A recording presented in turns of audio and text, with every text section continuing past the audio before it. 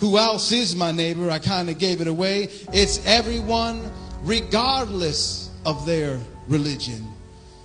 The story told of a priest or a pastor like myself, or Pastor Randy, who saw somebody that was in need, and they looked and they walked right on by to the other side.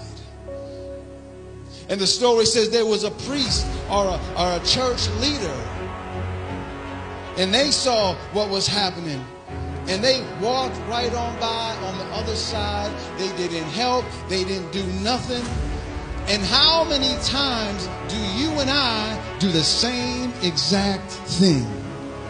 Because somebody's life is beat up. Somebody's life is jacked up because they're so messy and they're so this and they're so that we look at them and we be like, yeah, I'm not, let someone else can handle that. I'm going to go walk right on by on the other side.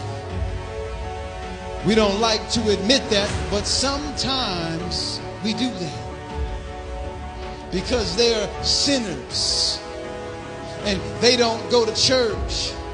And they still drink beer, and they still get high, and they still be having sex all over the place. So guess what? A lot of times the church don't talk to those people. Sometimes we'll look right through them and walk right by them simply because of how their lifestyle is. But guess what? You and I used to be exactly in their shoes at one point in our life.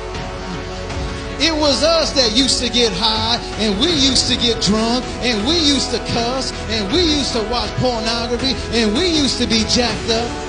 But now all of a sudden we get too dignified, and we get too religious, and now I can't touch that kind of person. I'm going to walk right on by. Until someone came and loved us right where we were, and told us about Jesus and told us about the love of God. We were messed up, we were jacked up, but somebody still loved you and I enough to tell us about the love of God and the message of God.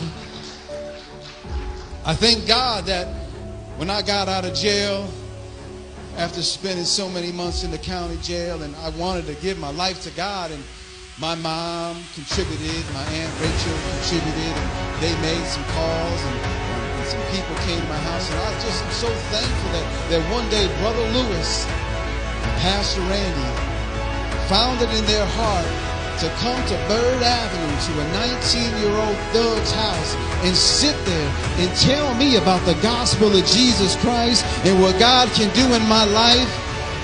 My life was messed up. I had the little ponytails. I was still a little gangster. But these two men came to my house, sat in my living room, and taught me about the goodness of God. And I'm just thankful to them.